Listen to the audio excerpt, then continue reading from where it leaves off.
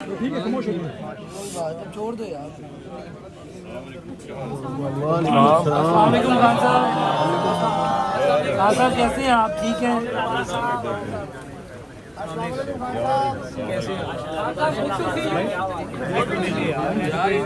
ہاتھ نہیں ریسٹ ہو گیا ذرا. اچھا جی خان صاحب بسم اللہ الرحمن الرحیم اوکے. بسم اللہ الرحمن الرحیم. تھوڑی خاموش رہو. جی جی پلیز. ایاک نعبد و ایاک نستعین. پہلے تو میڈیا کا میں بڑا شکر گزار ہوں کہ کل وہ سب آ گئے اور خود انہوں نے دیکھا کہ کتنے دہشت گرد یہاں چھپے ہوئے ہیں. اس کی وجہ سے جو پلان بنا ہوا تھا سارا زبان پاک کے چاروں طرف پولیس ناکے لگ چکے تھے اور تیاری ہوئی تھی دھاوا بولنے کی. وہ کیونکہ آپ نے سب نے جا کے ایکسپوز کر دیا کہ یہاں کوئی دہشت گرد نہیں تو اس کی وجہ سے یہ میرا گھر بچ گیا. لیکن جو میں چیز کہنا چاہتا ہوں وہ یہ کہ گورنمنٹ کو نام لینا چاہیے. جب آپ کہتے ہیں نا کہ 40 دہشت گرد تو آپ کو تو پتہ ہوگا 40 دہشت گرد تو ان کے کوئی نام تو بتائیں وہ کون ہے وہ لوگ. کیونکہ اسی طرح جو ان کا پلان تھا میں ابھی آپ کو بتا دوں. انہوں نے جس طرح میرے گھر کے اوپر پہلی دفعہ دعویٰ بولا تھا سارے گھر کو توڑ پھوڑ کر دی اور اوپر کلیشنکوفس لے گئے اور چھوڑ کے جی کلیشنکوفس ملی اور پتہ نہیں کوئی اور کوئی بوتلیں بھی دکھائیں کہ جی وہ کوئی وہ پیٹرول بم تھے. تو کسی اب یہاں کوئی آدمی نہیں تھا تو کس کو پتا کہ وہ یہاں اگر اسی طرح کا دعویٰ بول دیتے اور اس کے بعد یہ 40 لوگوں کو یہاں بٹھا دیتے اور کہتے دیکھیں جی دہشت گرد طلب ہو گئے. اس لیے آپ کے آنے کی وجہ سے یہ رک گیا. میری یہ ریکویسٹ ہے حکومت سے کہ یہ جو حرکتیں آپ کر رہے ہیں اس سے کبھی بھی پولیٹیکل پارٹی نیچے نہیں جاتی, وہ مضبوط ہوتی ہے. کیونکہ پولیٹیکل پارٹی اگر اس کا ووٹ بینک ہے اور وہ بڑھتا جا رہا ہے تو وہ اوپر جا رہی ہے. اور اگر آپ ان کی پوری مدد بھی کر دیں جس طرح پی ڈی ایم ہے جتنی بھی مدد کر دیں لیکن اگر اس کا ووٹ بینک نیچے جا رہا ہے تو وہ کچھ بھی نہیں کر سکتے. اور یہ جو اس کے اوپر بھی میں بات کرنا چاہتا ہوں کہ ہمارے کئی لوگ پارٹی چھوڑ رہے ہیں.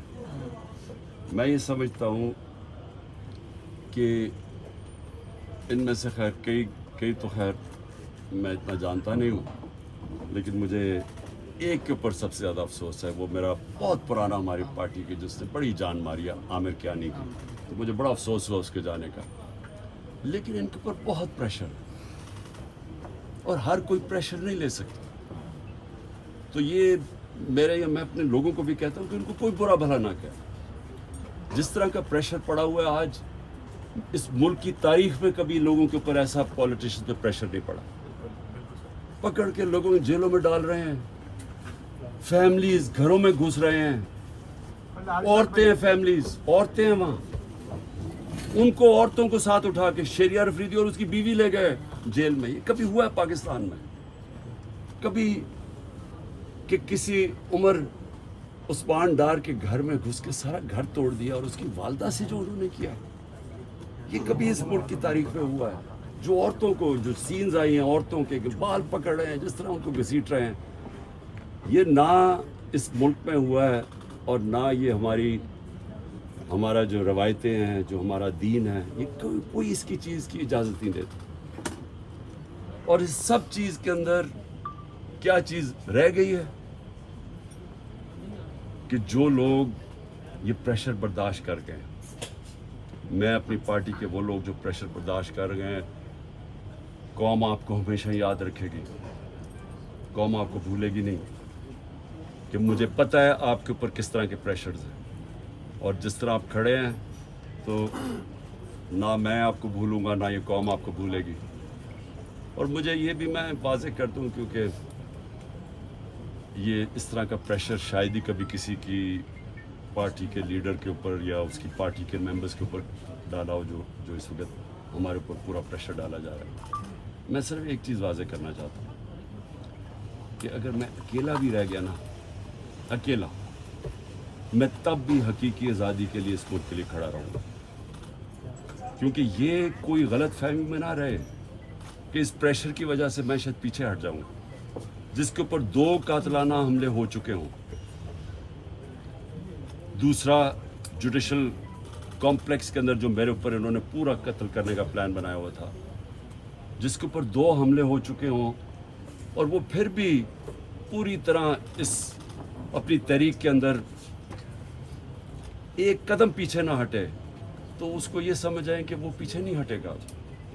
اور جو میں پھر سے کہتا ہوں کہ جو آج میرے ساتھ کھڑے رہ گئے ہیں، میں تو اپنی بات نہیں کرتا، یہ قوم آپ کو یاد رکھے گی، کیونکہ قوم کو بھی پتہ آپ کس طرح کے پریشر لے رہے ہیں. اور پھر اس ساری چیز کے اندر جو بات کوئی کر نہیں رہا، اور کبھی بھی کسی مہذب معاشرے میں ایسا نہیں ہوتا کہ 25 لوگ ابھی کنفرمڈ 25 لوگ شہید ہوئے ہیں،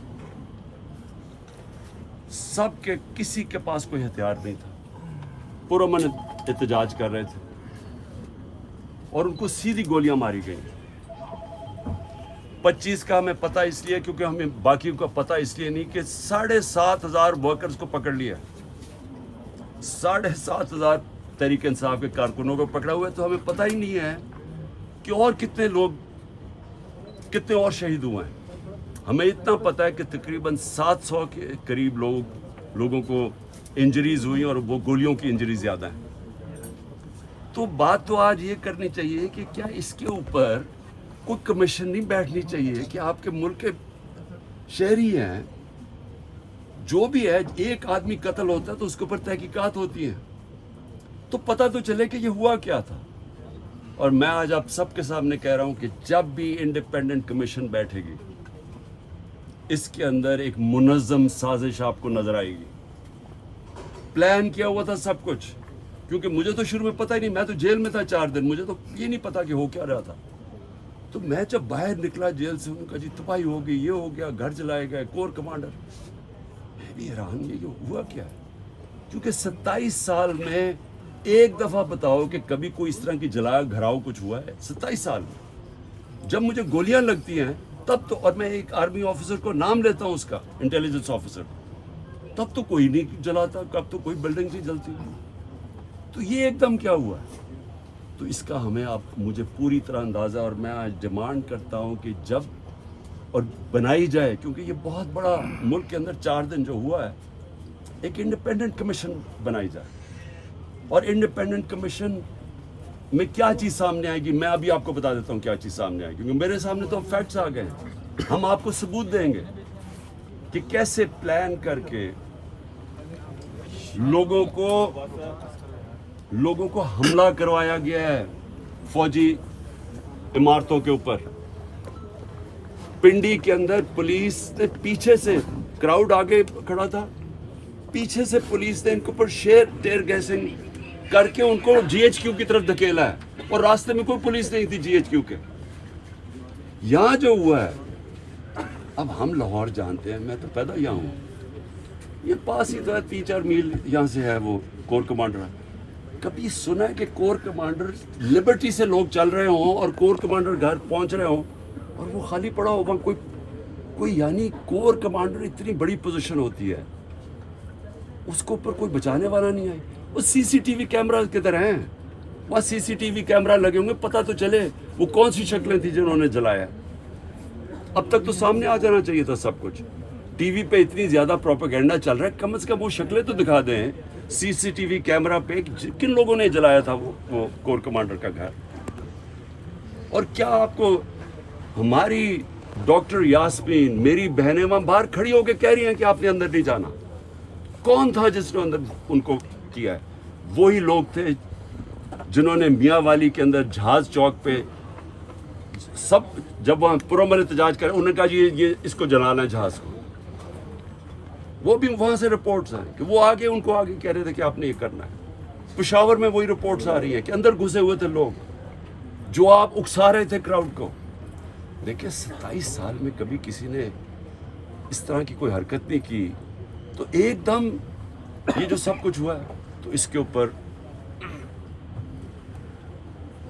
بہت ضروری ہے انویسٹیگیشن کی، کیونکہ یہ اس سازش میں یہ چیز بھی آئے گی کہ پلان بنایا گیا ہے کہ کسی طرح تحریک انصاف کو فوج کے سامنے کھڑا کیا جائے اور فوج کے ذریعے تحریک انصاف کو ختم کیا جائے.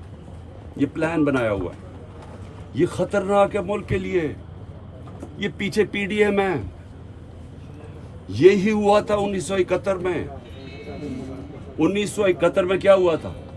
الیکشن جو جیت گیا تھا، جو پرائم منسٹر تھا، جس کو بننا چاہیے تھا پرائم منسٹر، ایک پولیٹیشین نے سازش کی فوج کے ساتھ مل کے اور اس کو بجائے پرائم منسٹر بنانے کے اس کے خلاف ملٹری ایکشن کروائے گا اور ملک ٹوٹ گیا. یہ وہی پلان بن رہا ہے. الیکشن میں مقابلہ نہیں کر سکتے. 37 میں سے 30 بائی الیکشن ہار چکے ہیں. تو اب ان کو یہ نظر آ رہا ہے کہ نہ کسی طرح فوج کے سامنے کھڑا کرو. کون اپنی فوج سے لڑتا ہے مجھے بتائیں؟ اگر فوج سے لڑے گا تو کیا ملک ہی ہارے گا نا. کبھی کوئی لڑتا ہے؟ یہ جو سارا کرایا جا رہا ہے، جو اکسایا جا رہا ہے، اس سے کس کو فائدہ ہوگا؟ صرف یہ پی ڈی ایم کو ہی فائدہ ہے نا. ملک کی تو جمہوریت بھی تباہ. اب یہ سوچ لے کہ یہاں کیئر ٹیکر کا اب کیا قیام رہ گیا؟ ان کی کیا قانونی حیثیت رہ گئی؟ 90 دن پورے ہو گئے ہیں. ان کا تو کام تھا الیکشن کروانے کے لیے آنا. ان کو تو اب تک اب ان کا کام کیا ہے؟ یعنی ان کی کون سی قانونی حیثیت رہ گئی ہے؟ اور 70% پاکستان ہے پنجاب اور پختونخوا. اب آج وہاں کوئی ریپرزینٹیٹو گورنمنٹ نہیں ہے کیونکہ انہوں نے الیکشن نہیں 90 دن میں کروایا. آئین کو توڑا ہے.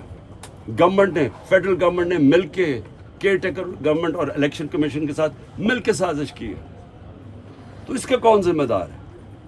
اور یہ سارا ایک سازش کا حصہ ہے کہ کسی نہ کسی طرح اس ملک میں الیکشن نہ کرواؤ اور پہلے وہ لنڈن پلان کا حصہ کہ تحریک انصاف کو کرش کرو، عمران خان کو جیل میں ڈالو یا سائٹ پہ کرو اور مروا دو اس کو. یہ سارا وہ پلان کا حصہ ہے. لیکن سوال آخر میں میرا یہ ہے کہ کیا پاکستان جیتے گا اس سے؟ کیا ہماری جمہوریت کو فائدہ ہے؟ ہمارے اداروں کو، ہمارے آئین کو؟ یہ تو سارا تباہ ہو رہے ہیں اسی پروسیس کے اندر. خان صاحب یہ بتائے گا کہ جو آئندہ آنے والا سیٹ اپ جس کی باتیں بازگشت اقتدار کی راہداریوں میں سنائی دے رہی ہیں، وہ یہ ہے کہ 3 سال کا ایک ہائبرڈ سسٹم لانچ کر دیا جائے. آپ کہیں فکس ہو جائیں اور اس کے بعد پھر 3 سال بعد جا کے کہیں الیکشن ہو. ایسی صورتحال میں پاکستان تحریک انصاف کہاں کھڑی ہے؟ اگر 14 مئی بھی گزر گئی، آنے والے دن بھی گزرتے جا رہے ہیں، الیکشن کی ڈیٹ آپ کو مل نہیں رہی، پارٹی کے لوگ آپ کو چھوڑ کے جا رہے ہیں، اور این سی اے کا اسکینڈل آپ کے سر کے اوپر کھڑا ہے. ایسے میں آپ کہاں دیکھتے ہیں پارٹی کہاں سٹینڈ کی؟ دیکھیں، کوئی بھی راستہ لوگے نا، آج پاکستان جدھر کھڑا ہے، آپ صاف اور شفاف الیکشن کے علاوہ جو بھی راستہ لوگے وہ پاکستان کی تباہی ہے. مجھے کوئی سمجھا دے، آج کسی دانشور سے پوچھ لیں، آج اسے بتا دیں کہ پاکستان یہ خاص طور پہ جو معاشی دلدل میں پھنس گیا، پاکستان کی تاریخ کی سب سے زیادہ مہنگائی ہے. آج بلومبرگ کہتا ہے کہ پاکستان میں سری لنکا سے زیادہ مہنگائی ہوگی ہے جب سری لنکا میں پبلک سڑکوں پہ آئی تھی. تو سوال یہ ہے کہ اس سے نکلنا کیسے؟ کوئی